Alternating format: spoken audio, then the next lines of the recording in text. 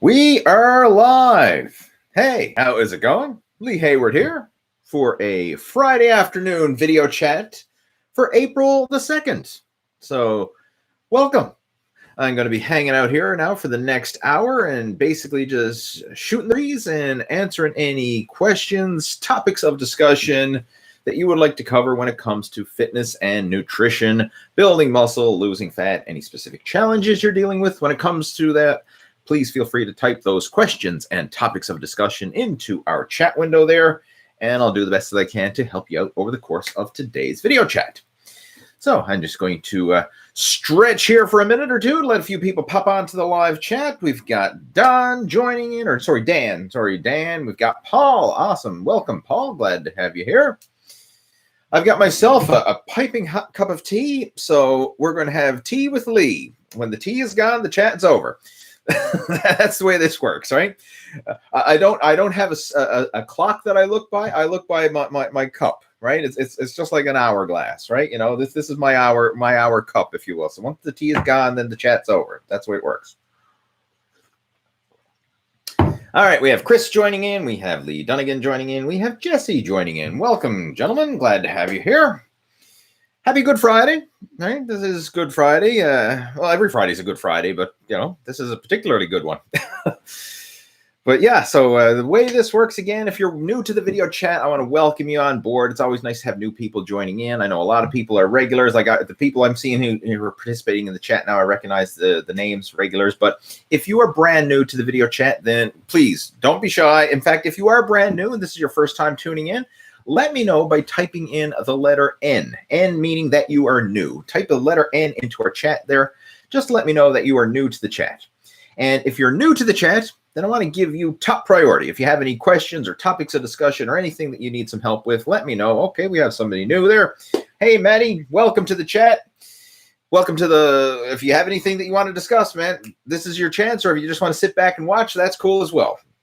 But basically, the whole idea of this is we just want to create a nice supportive environment where you can ask your questions. And the thing I like to always emphasize is when it comes to this, there are no stupid questions. Like I know sometimes people feel intimidated about posting questions if they're not, you know, they don't know how the people are going to react to them or whatever. And I just want to let you know that this is a supportive environment. If you want to ask questions, even if you think it's a newbie question or something like that, then I'm here to help you out with that, because this is something that really, back when I started online, and I'm talking about like back in the late 90s, right? Like I started online back in the 1997. And I remember logging into message boards and forums back then in the late 90s. And even then, it was that, I don't know, it's just the negativity towards quote unquote newbies. And I remember the first time I went to a bodybuilding message board, and this was old school. Like this was before the days of bodybuilding.com, before the days of Google and all this stuff. It was an old forum that I went on. And I typed my very first question. And I was all excited because I was a 19-year-old. Still trying to figure it all out, right? I mean, I had a bit of experience. I've actually, by that point, I had done 2 bodybuilding competitions. I was actually getting ready for my 3rd competition. So I wasn't a true newbie by any stretch. I mean, I had 2 competitions under my belt, and I had 7 years of experience of training. But still, I posted some questions there on this particular forum, and people just tore me a new one, if you will, like very rude, very ignorant. Like, oh, you idiot, you should already know that, or blah, blah, blah, or go read the sticky posts. You know, like that's the one thing I always used to, people typing in questions on the forums, and they're just if you're not one of the group, so to speak, you very often get a lot of negativity and a lot of flack. And it really set me off. And I actually quit that group right away because I didn't like the way that it made me feel and stuff.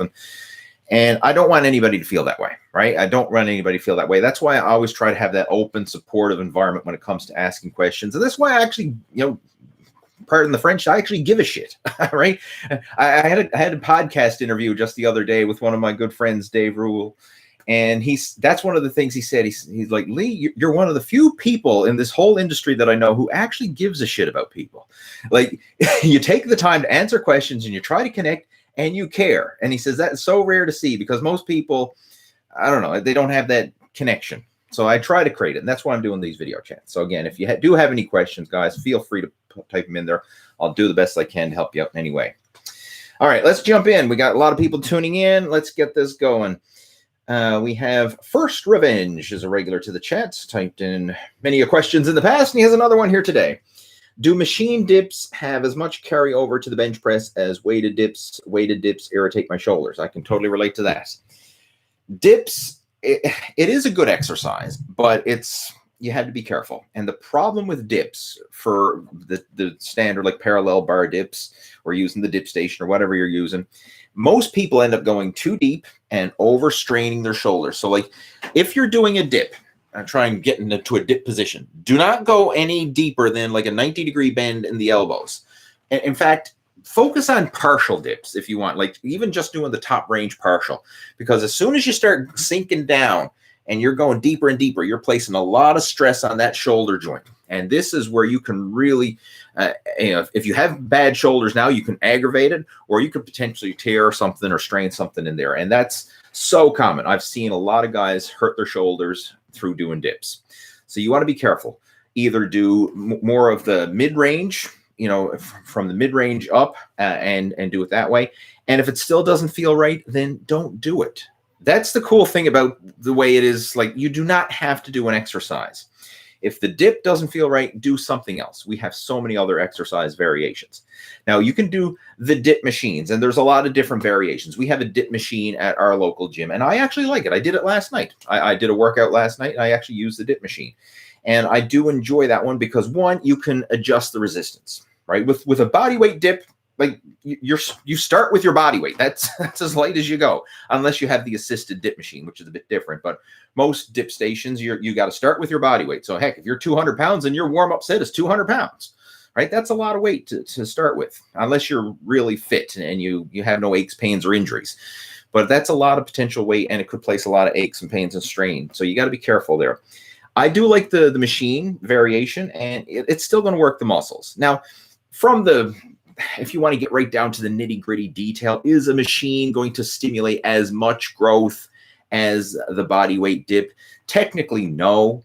But is it safer? Yeah, it could be. The nice thing about the machine is it's more controlled. You can actually increase the weight in a progressive fashion. So you can start off really light and pyramid the weight up each set. The range of motion is easier to manipulate better than a body weight dip. Because with the machine one, depending on the setup of the machine, you can adjust the seat and actually adjust it in such a way that you don't overstretch yourself in the bottom, right? So that's a nice feature with the machines. And I like that. I use the machines a lot.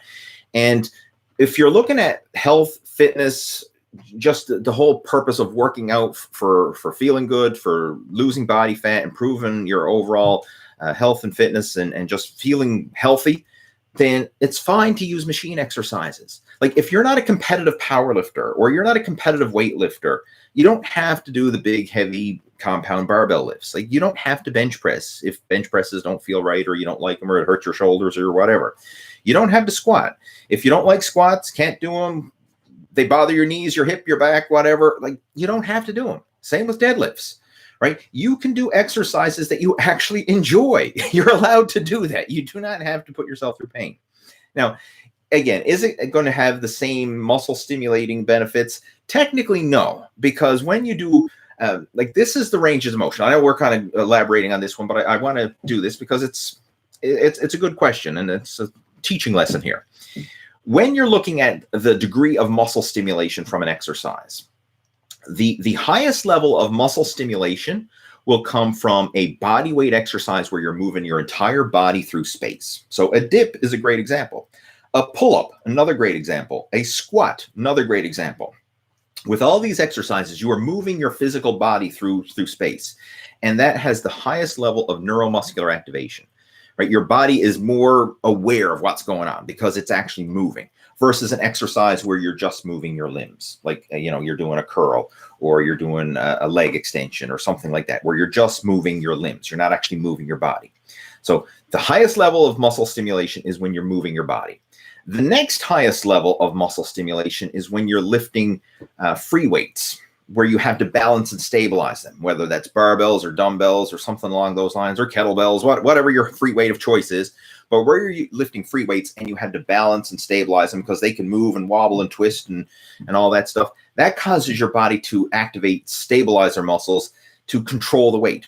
compared to like a machine exercise where the weight is already balanced in the machine. You just have to exert effort to press or pull against the handles.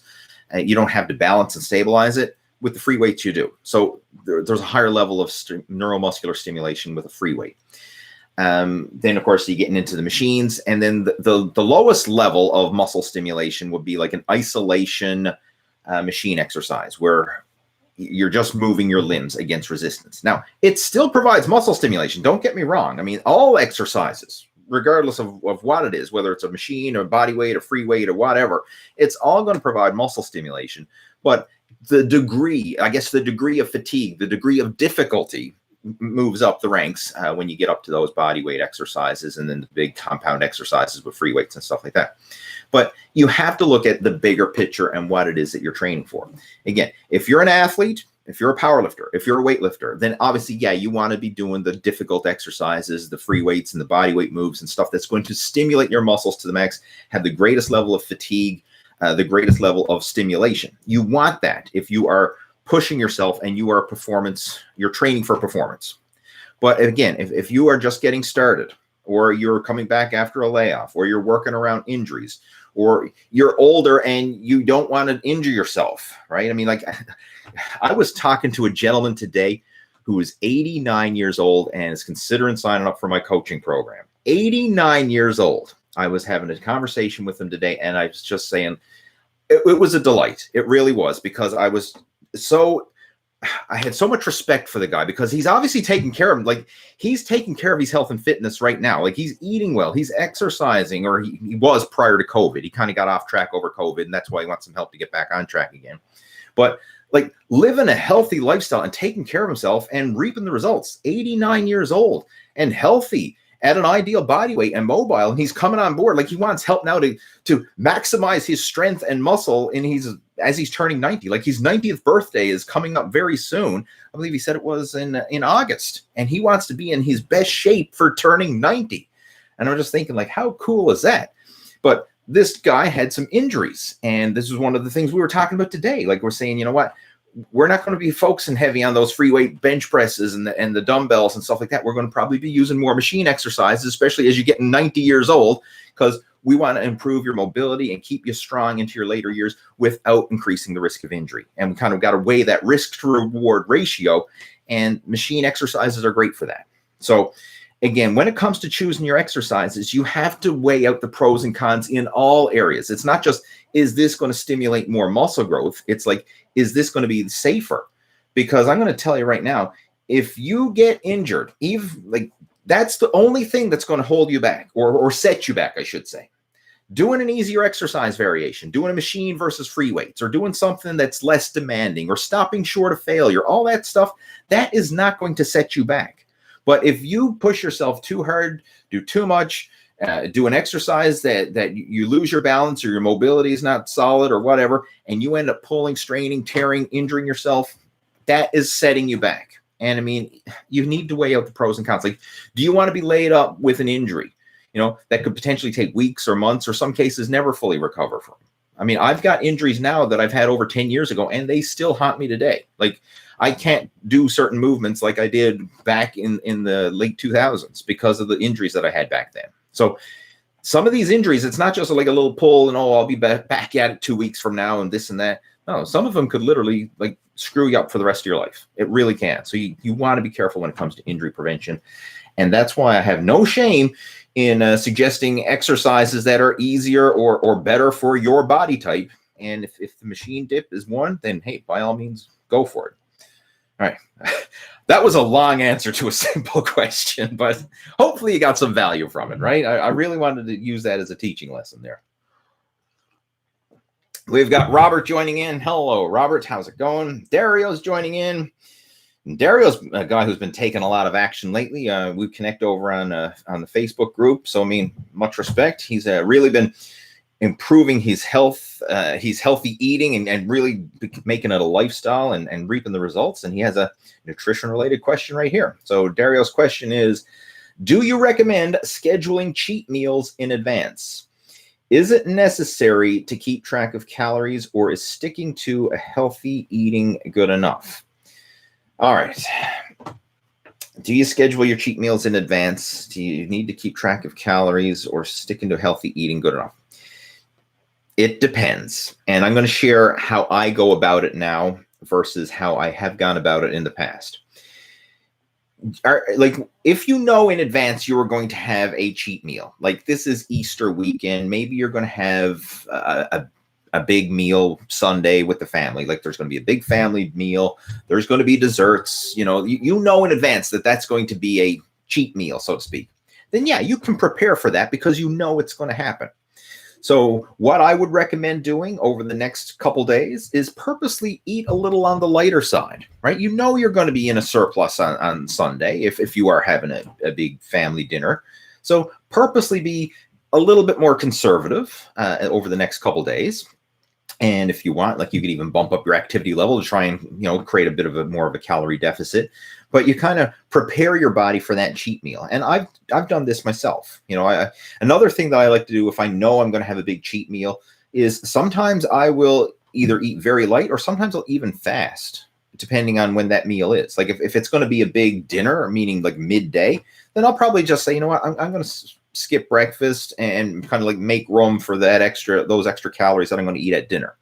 And it's just about managing the calorie intake over the long term. Like, a lot of people overthink whether, cheat meals and scheduling it and this and that. It's the bigger picture. Like, it's not so much like, did you have a calorie deficit in a day? It's, did you have a calorie deficit over the course of the week, or over the course of a month, over the course of a year? Like, that's what matters most. Like, if you average 2021 in a calorie deficit, you will be lighter this time next year than you are now. If you average 2021 in a calorie surplus, you will be heavier this time next year than you are right now. It's the long-term average. The day-to-day fluctuations, I mean, yes, it does have an impact, but that's not what's going to make or break your success long-term. You need to think bigger. And this is where, like, factoring in those cheat meals can really play a role, because a lot of times people think, well, it's a cheat meal, it doesn't count, right? Like, I ate clean all week long, I'm allowed to cheat on the weekend, and cheat meals don't count. I mean, it's as crazy as it is. A lot of people have that mindset, and I had that mindset, right? It's as crazy as it is, because I remember back in the day, I was following the Body for Life program that Bill Phillips had. And that was what he recommended. He said, eat clean, stick to your macros and your calories and all that throughout the week. And then one day a week, eat whatever you want. And I ate whatever I want that one day a week, and I totally blew it out of proportion.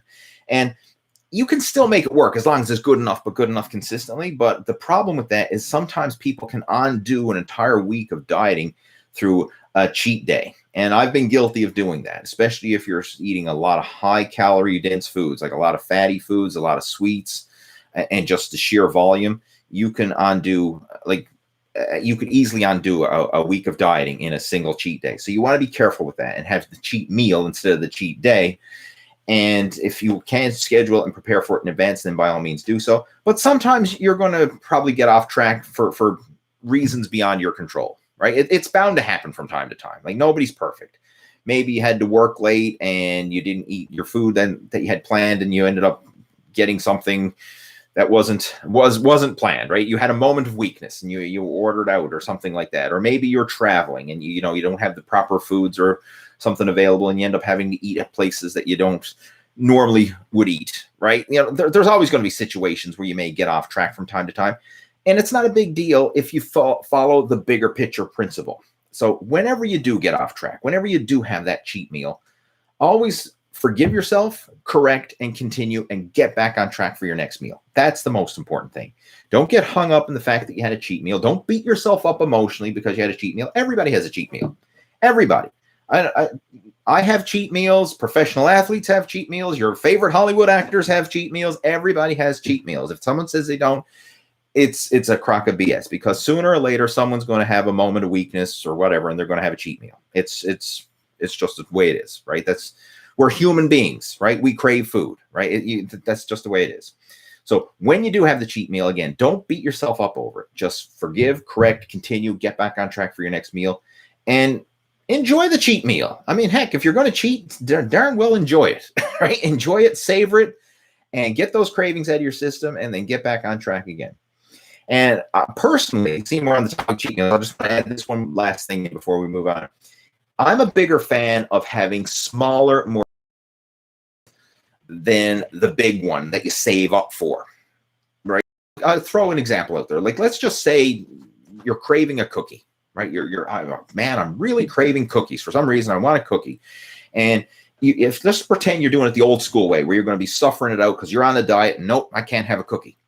And then another day goes by and you're still thinking about that cookie. Like, man, I really want a cookie. For some reason, I just really want cookies. And can't do it. I'm on a diet. Can't do it. And you keep depriving yourself and keep depriving yourself. And day after day, maybe a week or two goes by and you keep saying, no, not going to have that cookie. No, not going to have that cookie.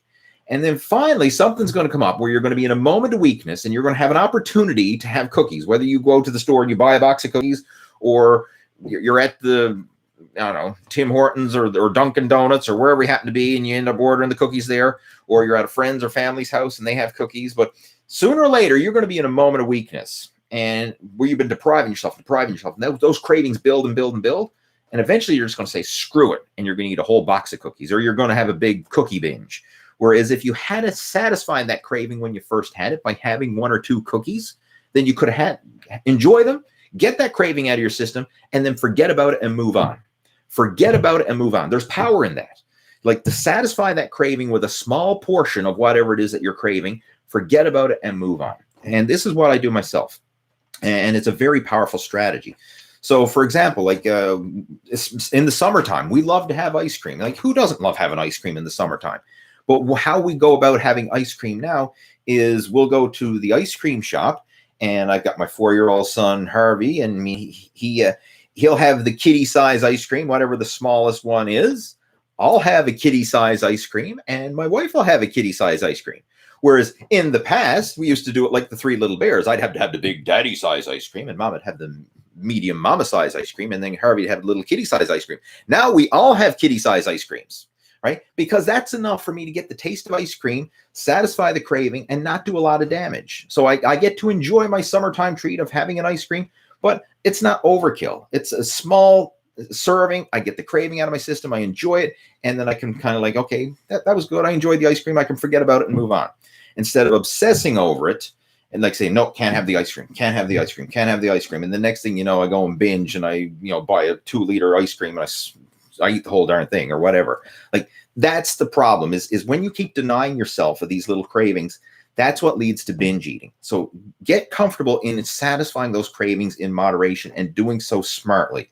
And the best way to go about it is to fill up on the good foods first and then have the so-called cheat afterwards. So if you're going to have a meal, and I did this the other night with Harvey, he wanted some chocolate, right? It's Easter and he wanted some chocolate. And of course, we've had friends and family who are giving us chocolate already. So, I mean, he has some chocolate in the house and he knew it, right? And he said, I want to have some chocolate.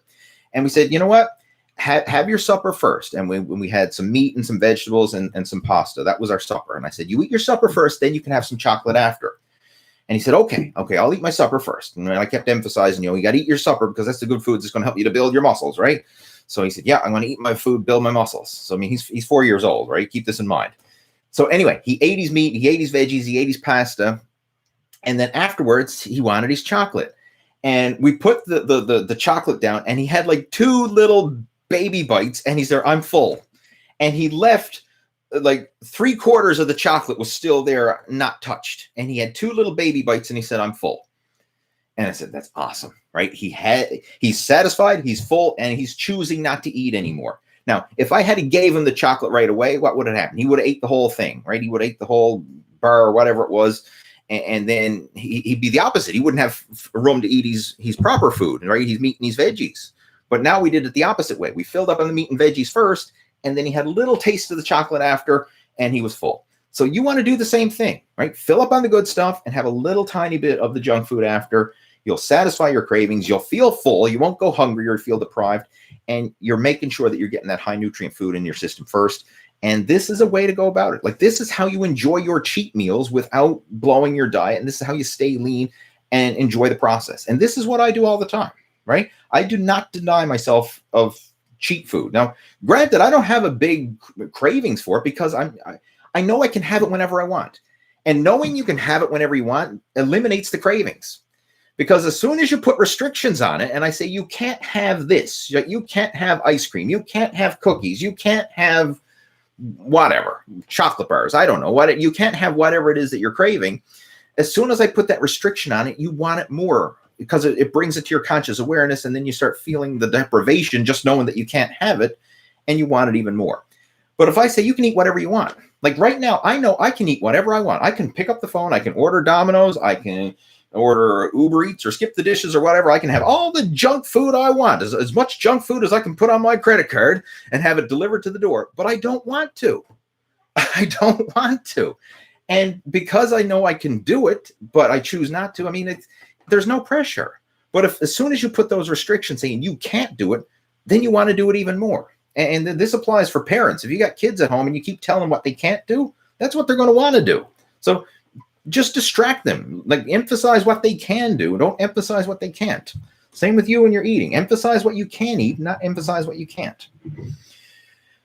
Where did we go with that one? If that was about cheat meals. I know. I'm getting you start me off on a question and I'm going to go on and tell you a story that's hopefully helpful. Anyway, there's your answer, Dario. Eagle Eye John joining in. He's a regular to the chat. He says, do slower reps build slower muscle fibers? Not necessarily. Slow twitch muscle fibers are more of the endurance fibers, the higher volume. The fast twitch muscle fibers are the explosive power fibers. So yes, if you do like slow movement, you're kind of working the slow twitch versus explosive movement, but it's about fiber recruitment. Like if you are under a lot of strain, max effort, it goes beyond this. All right. Because every time you do any exercise, like me lifting this teacup, I'm lifting slow twitch and fast twitch. I'm still working the muscles, but I don't have to recruit maximum effort. So like when I'm doing this is mostly the slow twitch muscle fibers because it's really easy. Now, assuming like that was 100 pounds and I had to actually, lift for it, then your body it uses up all the slow twitch. And then it calls in other fibers and it calls in, the fast twitch. And you use all your muscle fibers anytime you do anything, but it's like the fiber recruitment. So even doing cardio, like if you start off doing really easy cardio, let's just say you go for a little gentle jog and you're just real easy. So it's just the slow twitch fibers, but then you start to pick up the pace, right? You're going a little bit harder. Now your body has to recruit more muscle fibers. And then you start to break out into an all out sprint and you pedal to the metal, whatever you can suffer, and you're going flat out. Now your body has to recruit even more fibers. So you're getting the slow twitch and the fast twitch and everything is coming into play. Like your body is firing on all cylinders, like, because it has to utilize everything available. So every exercise works, the potential to bring in all the muscle fibers. It's just how much demand is being placed determines how many of those fibers you're actually going to recruit. And like, it works through all the ranges. So, I mean, when you get to the maximum effort, then you're pulling in everything that you have. And when you're just going easy, then you're not pulling everything you have, right? If that makes sense. But the bottom line is a lot of people are saying, well, this, high reps work the slow twitch and low reps work the fast twitch. Like you're working them all. Like your muscles are always working. It's just how much of a demand are we placing on those muscles and how much recruitment are we pulling in for the maximum effort, right? So it's bottom line. I mean, it's more complicated than the simple answer. What else we got? We have Chris is joining in. We've got Maddie joining in. Maddie's our new guy here. Welcome again. He says, I hurt my trap today doing a shoulder press. Should I push on and keep training or rest for a few days? I was able to finish the session, but worried about doing more damage. All right. Rest it up for a little while and see how you feel. All right. When it comes to this, it really depends on the degree of the injury. Maybe you just pinched a nerve or some little minor twinge or something like that. Or it could be something more serious. We really don't know. But take it easy for the next day or so and see how you feel. I mean, in the meantime, you can do cardio or you can try and work around other muscle groups that don't place any strain on that trap, even though if depending on the degree of the strain that you've injured yourself, I mean, that could hinder a lot of movements because like all back and rowing exercises involve the trap, even like arms or shoulders obviously involve the traps. If you're doing squats, that involves the traps. So, I mean, the traps, the whole shoulder complex comes into play with a lot of exercises. So you want to be very conservative. And what I would probably do is for the next couple of days, just do some cardio to keep yourself active. and see how you feel. Now, in the meantime, you can do some mobility work, right? Like you can still do just movements like rotator cuff rotations, arm circles, things like that. Just try to get the general movement, as long as it doesn't cause excruciating pain. I mean, if you can do simple movement, that will help to speed up your recovery. Simply moving the muscles and getting blood flow and circulation is generally better than doing nothing. Just sitting on your butt and doing zero activity is not the fastest way to heal an injury. Light movement, active recovery, getting that blood flow and circulation, and just letting the body rejuvenate itself is the fastest way to heal it. So that's what I would do. I mean, but again, you got to play this one by ear, because I don't know how bad that injury is, and it's pretty soon. Like you just did it today, and obviously it wasn't excruciating because you still completed your workout, right? It's not like you tore a muscle or something, because if you tore a muscle, you darn well know you tore a muscle, right? But if you just pulled it, strained it, chances are this is going to be a minor little injury, and within a few days or a week, you might be feeling back to normal. And that's, fingers crossed, hopefully what will happen. But you just got to play it by ear and listen to your body, and don't do anything heavy. And this is critical. When you get these little minor twinges, just like Maddie has now, he's got a minor twinge.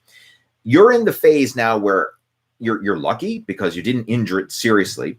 But what you do right now can determine whether that little injury heals up or if that little injury becomes a big injury.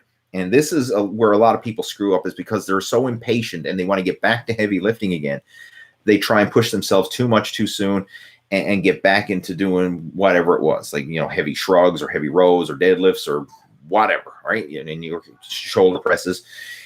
Don't be in too big of a rush. And in fact, when you get back to training again, especially those exercises where you do feel the pain, just go through the motions. Like, start off with very light warm-up weights. Heck, if you're shoulder pressing the empty barbell, that's fine. Just go through the motions and give yourself permission to do that. And then if that feels good, go a little tiny bit heavier the next day. If that feels good, go a little bit heavier. And eventually you'll build yourself back up to where you were, and then even surpass it. But don't be in too big of a rush to jump back into trying to set a new personal record and hit a new 1 rep max or any of that foolishness, because that's just going to take that little minor twinge and potentially turn it into a major injury, and then you could really be set back. And this is critical. I see this all the time, right? Where guys they're too eager to get back into heavy training after a small injury or a small pull or strain.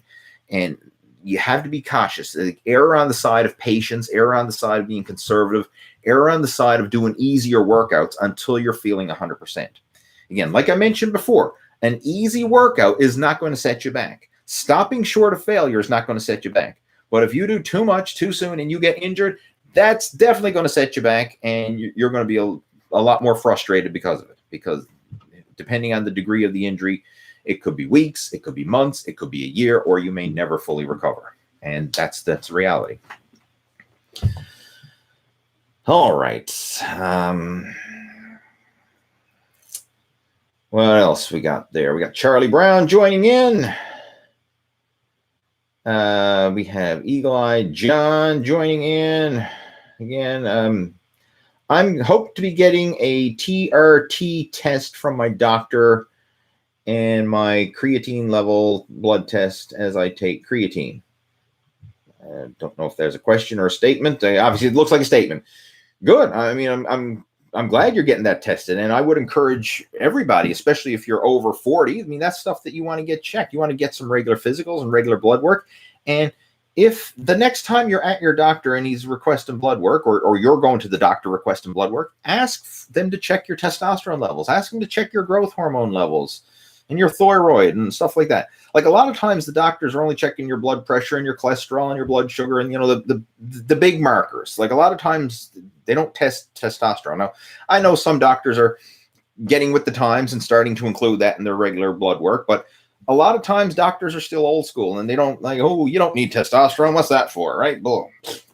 Or who cares about your growth hormone? You're an old man now, right? Big deal. Like, get that stuff checked. And if you are deficient and you have low levels, then you can look into to TRT and see what happens, right? I mean, I know a lot of guys who are using it, and it makes a difference. Now, it's not a magic bullet. It's not like, hey, you get on this and you're going to go from fat slob to Greek god. No, it ain't going to happen. But it can help the process and just give you that bit more oomph in your step like you had when you were younger. I mean, that's all it is. It's just putting you back into a normal, healthy, normal testosterone range like you had when you were, a young man. But absolutely, go get that checked out and let us know. Let us know how the results come back. We have Raul joining in and says, I'm having trouble developing back thickness. My lats are wide, but they have no thickness. That's going to come with years of training.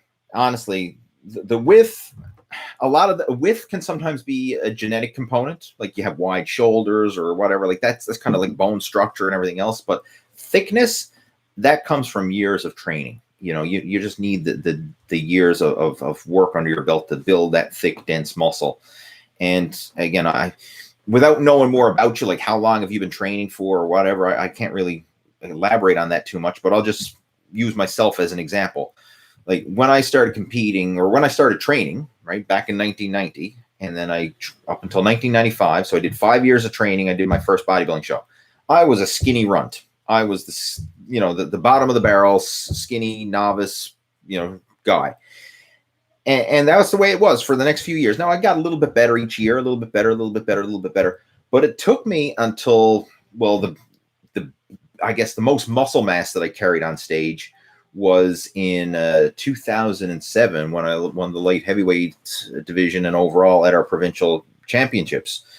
And that I weighed in at 198, right on the dot. I made the weight cutoff for the light heavyweight class. And that was the biggest I was. But that was after, so that's 2007. I'm doing math here. I'm brain farting. 17 years of training to build that level of thickness. The point of thickness where people like, okay, he's big, he's jacked, right? It took 17 years of training. So you have to put things in perspective. Like a lot of times people are training for a year or two and like, oh, I don't have the thickness or I don't have the development yet. It takes time. Right? I mean, I'd be BSing and blowing smoke up your butt if I told you can do it in a matter of weeks. Like, no, it takes years of training to build like that level of thick muscular development. Unless you're some genetic freak who just grows muscle easily. I mean, and they're out there. Like they're 1 in a million, right? They're the 1 in a million. But most people, you got to work for it. And it's going to take, for most guys to have a body that looks like where the average person is just going to like, holy crap, you're in shape, you work out. You're looking at 10 years of solid training. I mean, I know that sounds like a long time, but that's the reality. To have that physique where everybody's just going to be able to look and say, yep, that guy works out, that guy's big, that guy's jacked, whatever. 10 years of progressive training before you get there. And even like all the young guys that you see on social media, your fitness influencers and the guys on Instagram taking their selfies and YouTubers and all that, even the guys in their 20s, they have 10 years of training in most cases. Because a lot of them started when they were teenagers, in their mid-teens, they started working out. And now by the time they're 25, they got 10 years of solid training under their belt. Plus, many times they got really good genetics on top of that. And now they're at the stage where, okay, they look like they work out. They're in shape, right? And I mean, that's the reality. It takes time to build that thickness. So just want to share that. Again, if you want to discuss like any of these questions that I'm talking about, like if you want to elaborate and discuss it in more detail, feel free to reach out to me. You can always email me. My personal email address is leeh@leehayward.com. And like if you want to discuss a training program or something like that, feel free to reach out to me through email and we can discuss your situation and see if we can come up with an action plan to help you accelerate and maximize your progress towards building that thick muscular physique. All right, we got Jose joining in. Welcome, and Jose sponsored the chat there. Much appreciated. Lee, in your experience, would you visit a chiropractor or a physical therapist for back, hip, and knee pain while exercising? Yeah, I've been to, well, back is typically the chiropractor, and everything else is kind of like the physical therapist generally. If you have back pain, yeah, it'd be definitely worth, go check out with a chiropractor. And the way it is with this stuff, a lot of times if you have pain in one area, it could be causing pain in other areas. Like if you have knee pain or any alignment issues in your knee, I mean, that could indirectly be causing pain in the hip, which could indirectly be causing pain in the back. It really could be like a chain reaction almost going on. Now, what I would recommend, you could even look into both. I mean, if you want to, I mean, you could go to a chiropractor and see about getting an adjustment and alignment done.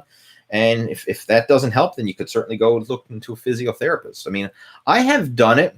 And what I would recommend, if you are going to do that, is ask around. Like if you're on social media or whatever, you can post this up on your Facebook or whatever.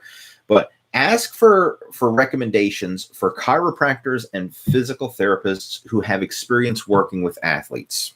And this is a big one because a lot of them have experience working with general average Joes. Now, I'm not saying there's anything wrong with general average Joes, but if you have back, hip, and knee pain that's probably caused from exercise, then you want someone who is more experienced with dealing with athletes and people who are workout enthusiasts who exercise. And that was when I've had injuries in the past. That's what I would always do. I mean, I remember the one of the physiotherapists that I went to. Like he was an active recreational bodybuilder himself, and we could speak the same language, like we could talk gym talk, if you will. And I mean, it was really helpful to explain like what I was going through, my injuries and my rehab, and he could help me work it through.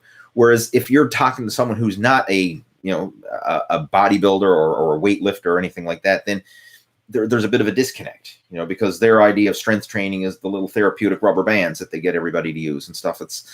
Ideally, you want someone who has that level of experience, who has the real world experience in the gym, and then also the physical therapy aspect as well. So that's what I would recommend. In fact, send me an email, Jose. I got some recommendations for some good videos that I would recommend you check out.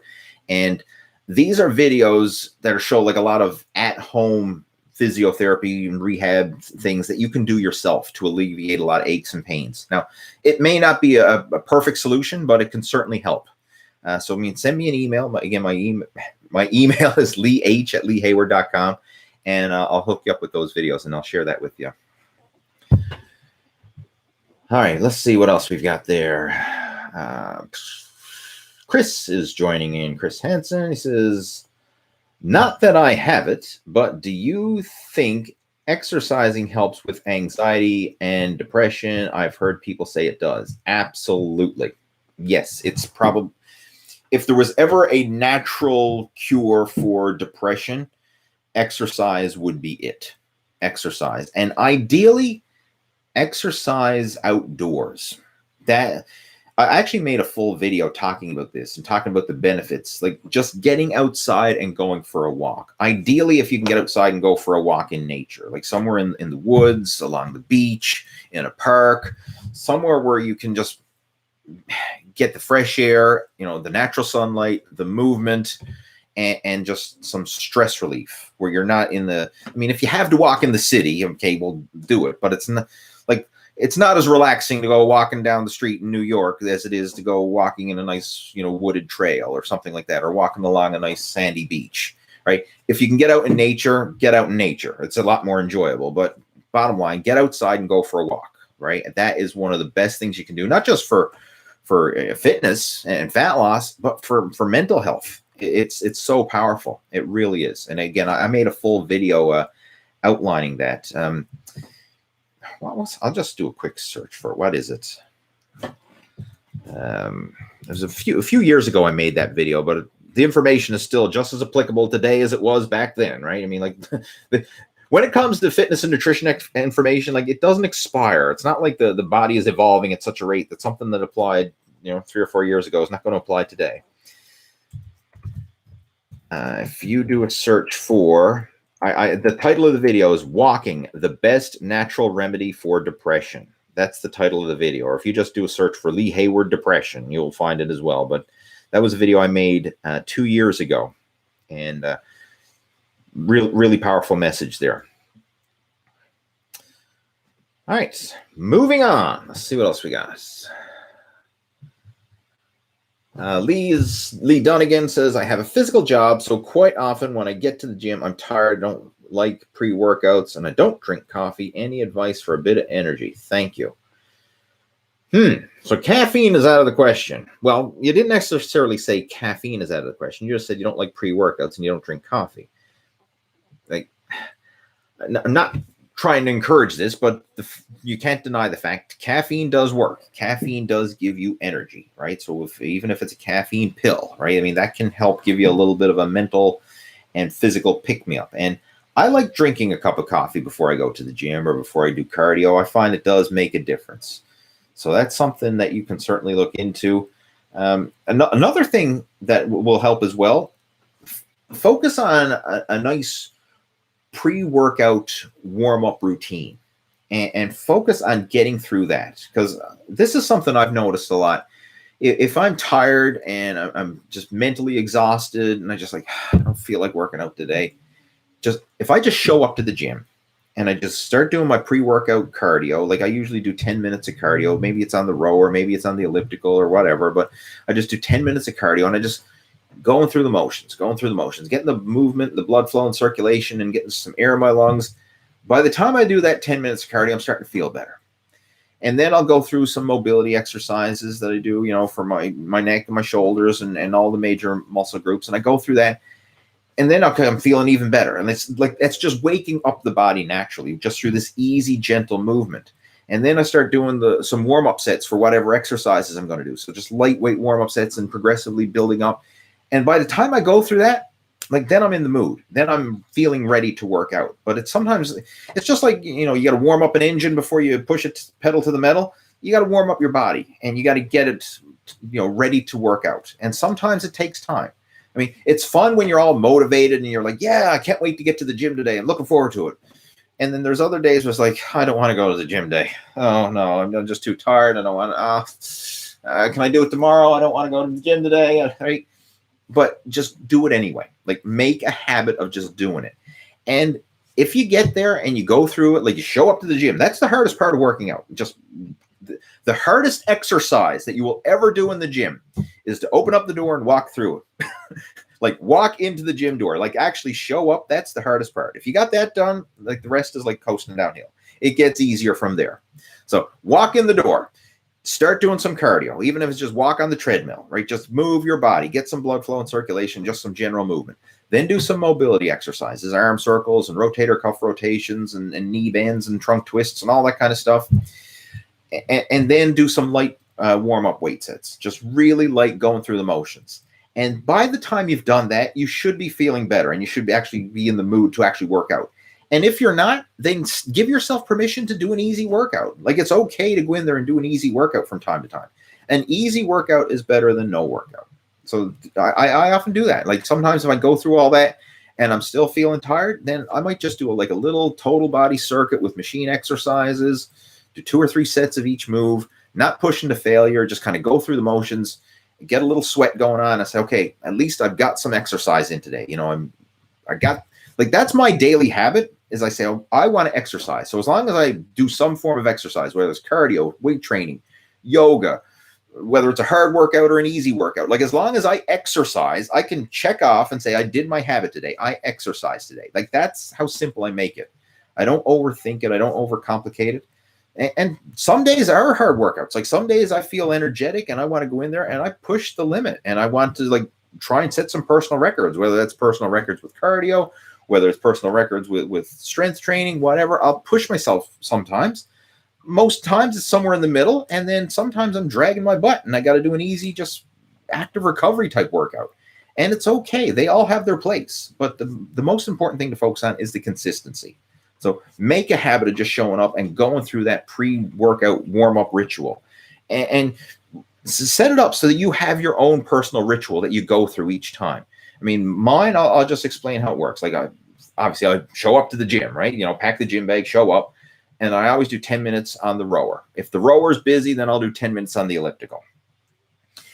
And then I go through my mobility work, so arm circles and neck rotations and rotator cuff rotations and trunk twists and deep knee bends. And I go through this little routine just to get the kinks and cracks out of the joints. Once I do that, then I'm going to do some light warm-up sets. And that's my ritual. I do that every time I start a workout. I go through it. I mean, it seems a bit mundane, a bit boring, but it gets my body and brain in gear to work out. And if you have that kind of ritual in place, that is your pre-workout. Right, that's what's going to give you the energy, not just the caffeine, if you will. Even though caffeine does help, don't get me wrong, caffeine helps, right? That's your ergogenic aid, but the ritual is the most important part. What do you do when the gyms are overcrowded? Asks Robert. You wait. You be patient. You make the best of the situation. Seriously, I mean that's pretty much all you can do. If you have the luxury of choosing your workout times, try and train at a time when the gyms are not as crowded. That will certainly help. But if you have to train when it's peak hours and the gym is crowded, you have to be flexible. Be flexible in your approach. This is a big one that I emphasize when I'm working with coaching students. Like, if someone comes on board with the Muscle After 40 blueprint, like I will outline a program for them based on their fitness level, the goals, and what they have available and all that kind of stuff. But we don't get hung up on the exercise. Like, let's just say, for example, you need to do a shoulder press. And there's you like to do the seated barbell shoulder press, and there's a certain shoulder press machine at the gym that you use for this. And you go in there one day and there's a bunch of kids. There's half a dozen, high school students all gathered around the shoulder press, and they're like hogging the machine.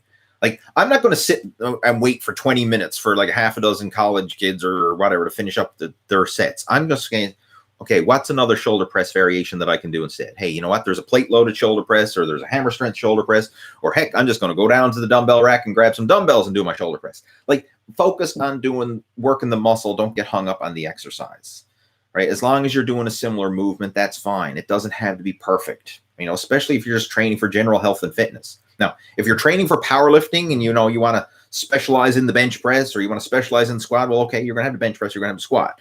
But if you're just training to be healthy and fit, it doesn't matter if you do a barbell press, a dumbbell press, a machine press. Just do an exercise. Work the muscle. Don't get hung up on the exercise. Same with anything. Like, let's say I want to do squats and the squat rack is busy, but the leg press is free. Well, I'm going to go over, I'll use the leg press. Or maybe I'll use the Smith machine. Or maybe I'll do goblet squats with dumbbells. Or maybe I'll do step-ups instead. Like, just work the muscle. And this is a great thing to do when the gyms are crowded, because you're in there and, okay, yeah, there's going to be a lot of machines being occupied, but there's bound to be some stuff that's not occupied, and you can go do that instead. Another strategy is to be flexible in the order that you do your exercises. So don't feel like you had to do exercise 1, exercise 2, exercise 3 in the order that it's written out in your so-called program. Like, if you pick and choose, like, okay, like, let's just say you got 6 exercises, you don't have to go through them in order. Like, if the last exercise, that machine is free, go do that. And then if something in the middle is free, go do that. Like, as long as you do them, it doesn't matter. It really doesn't matter. You can mix up the order. So this is how you get around training in a crowded gym, because some people take their so-called written program too literal, right? They got everything written out on their plan, and they say, I got to follow this exactly like coach outlined, and I got to do this exercise for that many sets and reps, and this one and that one. And they're so rigid, and they got to go through it one by one. Whereas it really doesn't matter. Like, if you got to choose the last one first, then do the last one first, and then just get it done. Get her done, right? Like Larry the Cable Guy, get her done. What else we got there? AT. On your off days, should I take whey, creatine? Those are the only supplements I take. Yes, take. You want to consume adequate protein every day, regardless if it's a workout day or a rest day. Creatine, same applies with creatine. Take it every day. Like, take a maintenance dose every day. For me, I take 5 grams of creatine monohydrate every day. I take it when I take my vitamins. Excuse me. Have a sip. Gotta get some tea in there to wet the whistle. We're getting down to the bottom of the cup, guys, so the chat's going to end soon. Like, again, this is my tea with Lee. Once the tea is gone, then the chat's over. Yeah, take your protein, take your creatine every day. And see, even if on your rest days, your body is always going through protein synthesis. Your body is always turning over protein. So, like, even though you worked out yesterday, you're still recovering from that workout today. So you still need protein. It's not like you only need protein while you're exercising and then you don't need it when you're not exercising. Like, your body is always rebuilding and regenerating. And on your rest days, you're still recovering from your training day. So you need proper nutrition all the time, not just during the exercise session itself, right? You need it all the time. In fact, the exercise session that's what breaks down the muscles and causes them to give them a reason to grow in the first place. So, the actual growth isn't happening in the gym. That's where you're tearing it down. And then the growth happens after, when you're resting and recovering after the workout. So that's when the nutrition is vital. You need it afterwards to provide the nutrition your body needs to rest, recover, and grow. And same with creatine. Take that. Like, creatine is not just a muscle building supplement. Creatine is an overall health supplement. If you can take it and it doesn't upset your stomach or whatever, and because creatine is a funny one. Like some people say they get stomach cramps or whatever from creatine. I've never had any issues with it personally. Now, again, maybe I'm the exception or whatever, but I've been taking creatine since 1995. That's when creatine really started to become popular, and I've been taking it ever since then. And it's been on and off, but over the last several years, I take it just on a regular basis, 5 grams a day. Just when I take my multivitamin, I take my creatine. And the reason for that is because not only is there fitness benefits, but there's mental and cognitive benefits to it as well. It's been shown to help people with Alzheimer's and Parkinson's and mental degenerative diseases. It helps you on that level as well. So it's like even your grandmother who doesn't go into the gym should be taking creatine, right, for the health benefits. What else we got there?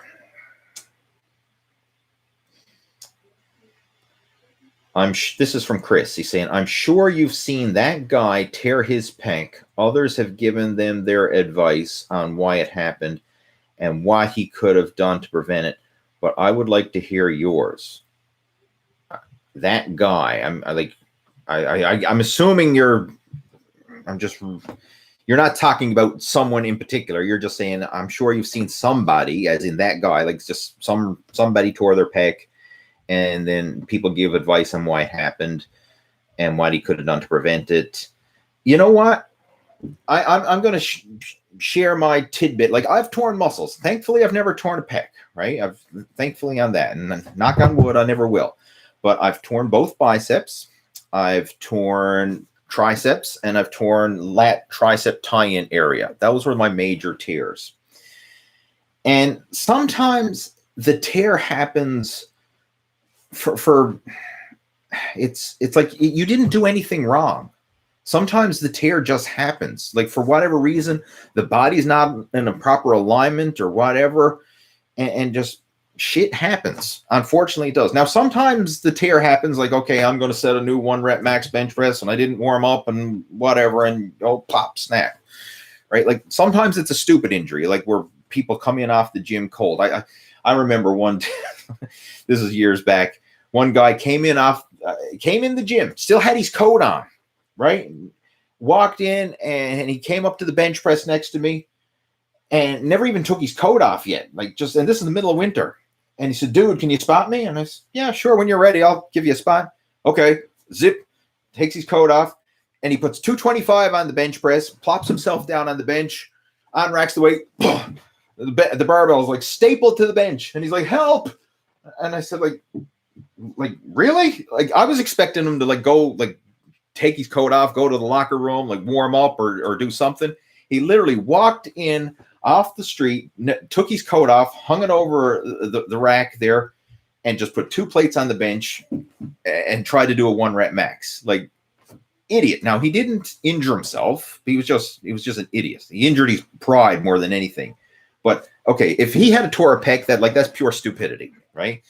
But some people do everything right. Like, they go through the warm-up process and they're not doing anything stupid, and they still tear a muscle. And in my case, like when I had my first muscle tear, and it was a lat tricep tie-in area, and I wasn't even doing a back or a tricep exercise. I was doing squats. So this was like the freakiest accident. And this is the injury that causes me the most grief today. Like, I can't do heavy deadlifts anymore.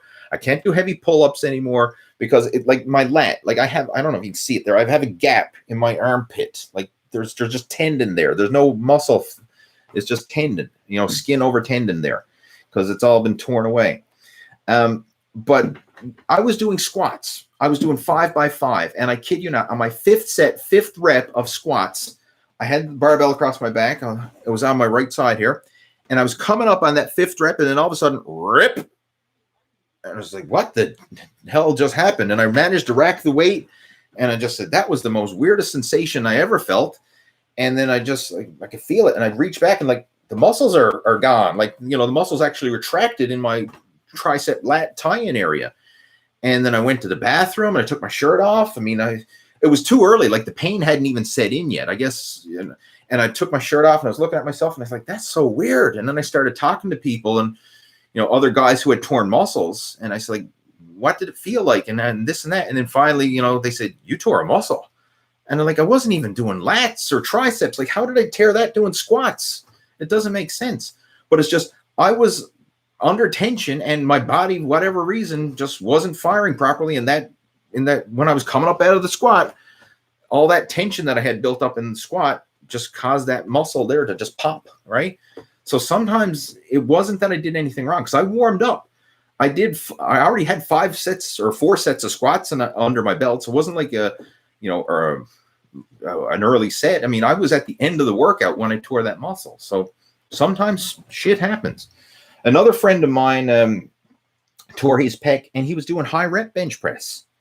Like he had 225 on the bar, and he was trying to see how many reps he could do for 225. And this guy was in really good shape, and really, like, he was pushing like 30 or 40 reps. And on that high rep, like, he already had 30 or 40 reps done, somewhere in that range, and tore his pec. So, I mean, like, it wasn't like over heavy. It was high reps. But again, I guess just the cumulative fatigue or whatever, the pump, his body just decided, nope, this ain't right. And pop, the pec just snapped and has never been the same since. So, I know everybody likes to be, you know, oh, if you had done this and you had done that. Sometimes you do everything right and things still go wrong.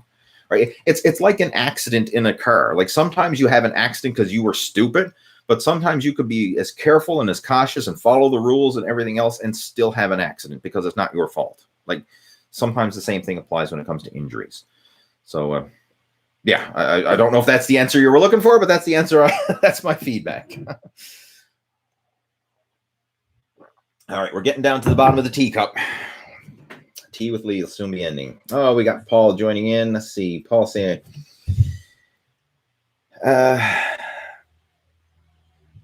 he was talking about when I mentioned earlier about the 89-year-old gentleman that I was talking to earlier today about coaching. And I don't know, Paul's in his late 60s. Norman's going to be 70. So Norman's got a birthday coming up very soon. I believe it's this month, actually. So Paul and Norman are regulars in the VIP coaching program. They're the senior members, but who knows? You might not be the senior member after all, right? We may have a gentleman in his 80s joining in the group. And if he does, that will be wonderful. Like, the way it is when it comes to the coaching program, I don't try and force anybody to do something they're not comfortable with, right? I mean, I explained how the program works and everything else. And I just said, hey, like, you give it some thought. If it feels like it's the right fit, let me know. If it's not, then that's cool as well. Like, I don't force anybody into the program, because if I got to force you in there, I got to force you to follow it. And no, I'm only there to help people who actually want to do this for themselves, right? So that's the way it is. I ain't pressuring anybody. Right? When the student is ready, the teacher will appear. That's the way I look at it, even if the student happens to be 89 years old.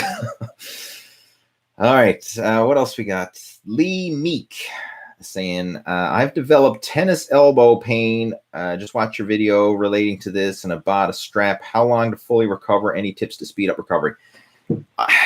It depends. I'm dealing with tennis elbow again myself, and it's been nagging me all winter. And I've been using the elbow brace and stuff like that. And, you know, sometimes it can linger. It can linger for weeks. Like, this has been lingering me for, oh my goodness,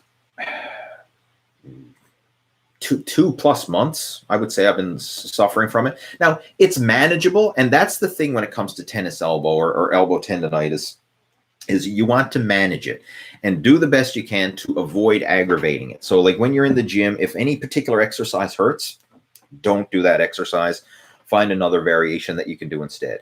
And sometimes it's just changing your grips, like your hand positions. Like, for example, if a barbell curl hurts, try an easy curl, you know, the easy curl bar. If that hurts, try a hammer curl. If that hurts, try dumbbells, you know, or try positioning your hands in different positions, or try cables, or try different machines. Like, sometimes just the slightest angle, even though it's the same movement, but you're just doing it in a different way. Or now, instead of a free weight variation, you're doing a machine variation. A lot of these little tweaks can allow you to work around the tendonitis, because you're just placing your body in a slightly different position, and now you're not straining that inflamed tendon. So, I mean, that's one thing that would definitely help, is try and work around it the best you can and avoid aggravating it. And that's what I do myself. I always am very selective with my workouts, and I try to avoid aggravating the injury. Another thing that's hugely powerful for this is grip training. And I have some here just to show you. These heavy grips hand grippers.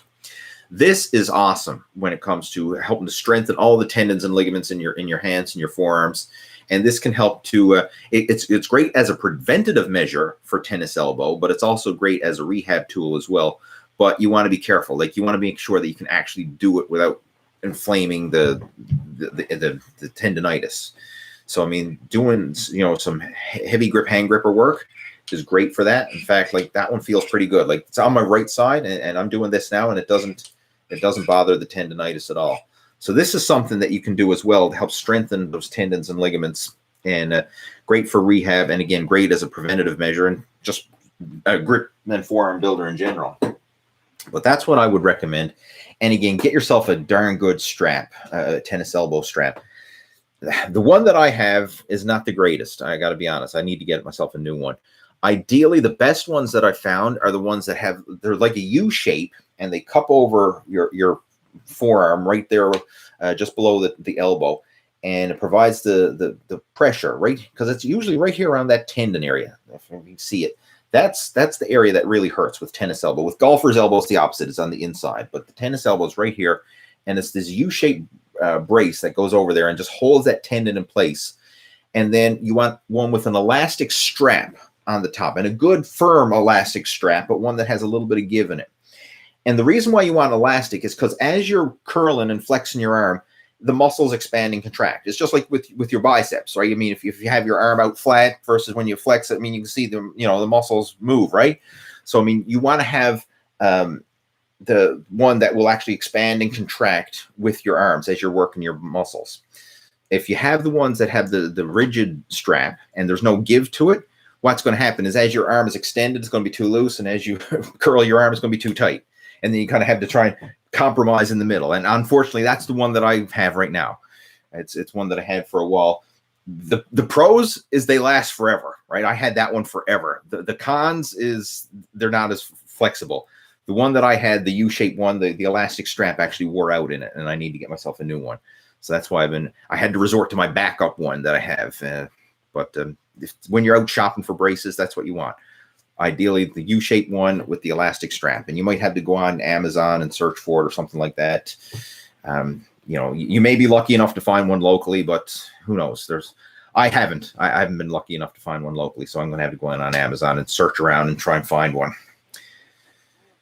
All right, well, guys, I'm going to get ready and clue this up shortly because I'm getting down to the bottom of the tea. Again, it's like my hourglass, right? Once the tea is gone, the show is done. Let's see what else we got there. We have a Nova Scotia newfie joining in. Welcome. That's Josh. We have Edlim, I think it is, joining in. We have Vixus joining. Buff Canuck. What are we talking about? We're talking about anything right now. Emil is joining in. Yusuf joining in. If you have any questions, guys, because I'm getting ready to clue it up. I'm just kind of like skimming through the comments here now before I clue it up. If there's anything that you want to discuss that we didn't cover in the chat, or if I didn't get to your question, hey, feel free to email me. We can chat offline. It doesn't always have to be an official video chat question. You can send me an email offline as well, and we can chat. If there's something that's on your mind and you need some help with, reach out. If I can help you, I'll let you know. And if not, I'll try and point you in the right direction to somebody who can. We have Floyd joining in. Let's see what else. Yusuf says he broke his leg and hurt his foot recently and hurt so much he can't work out. Oh my God, that's painful. Knock on wood, I've never ever broke a bone, and I hope I never do, but I can only imagine how frustrating that must be. Especially your leg, because I mean, like, that's your mobility, right? I mean, like, obviously, no, not saying any injury is good, but like if you can't walk, like, man, that's rough. Because like if I have an upper body injury, as long as I can get out and walk, then I can kind of keep myself sane, right? Because walking outside, like that's my active meditation, my stress relief, my natural antidepressant, if you will. If I can't do that, then I'm not a happy camper. Let's see what else. We have Cam J joining in. Jen's joining in. Welcome. Buff Canuck is talking about Paul Miller and the interview that we did. And he says that he watched your interview. It was insightful, inspirational, thoroughly enjoyed it. Congrats. And if you haven't done that, if you want to hear just a good, feel-good interview, if you will, like a good inspiration just to kind of bring home the power of living a healthy fitness and active lifestyle, check out that interview. It's one of the most recent videos up on the Total Fitness Bodybuilding YouTube channel. It's an interview that I did with Paul Miller. What's the title of the video? Just do a search there for it. I can't remember the title off the top of my head. What was it I called it? A second, guys. Yeah, the secret to building muscle and feeling young after 60 with Paul Miller's success story. That's what it was. So a lot of you think like, oh, I'm too old. I'm over the hills. Is it too late to start working out, right? And I get this some guys, even in their 30s, sometimes say like, oh, is it too late to start working out? Or like in their 40s or 50s. Paul started in his 60s. If he can start in his 60s and make it work, I'm sure you can start in your 30s and make it work, or in your 40s, or whatever you are. Heck, like, regardless of your age, like, don't worry about the past. Worry about right now. Like, focus on right now. And the reality is you will never be as young as you are right now.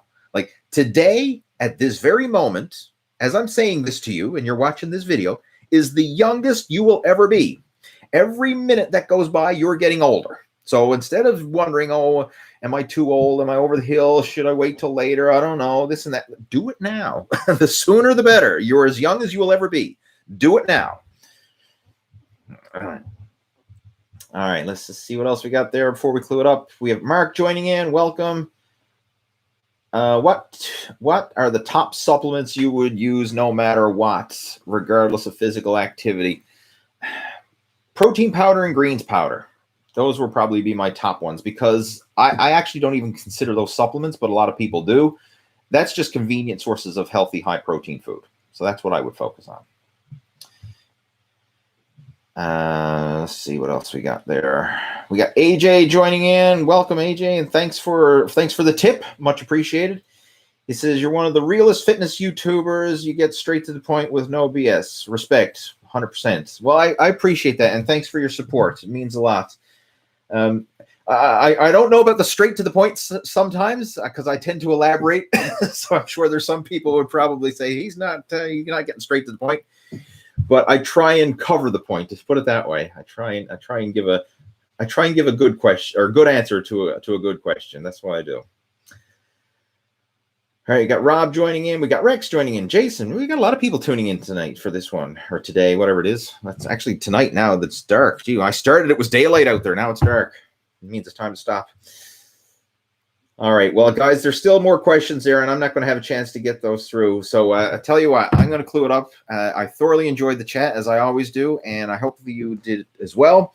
The replay is going to be posted up, and within a couple days, I'll get the timestamps posted up. And the cool thing about these video chats, if you want to go back and check out some of the past ones, I have all the timestamps for the questions and the topics listed there. So if there's certain things that you can skim through the timestamps, and if there's a certain question or topic that interests you, you can jump right to that one.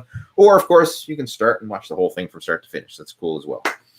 But hopefully you enjoyed this, and I will get that replay posted up as soon as possible. And if you have any questions, you want to reach out to me, do so through email, leeh@leehayward.com. If you need any help with your training, your nutrition, or you want to discuss coaching or possibly coming on board with our VIP coaching group, the Muscle After 40 VIP coaching group, send me an email, and we'll see if you'll be a good fit for the program. And in the meantime, have yourself a great weekend. Have yourself a great Easter, and I'll talk to you next week. Take care. Over and out.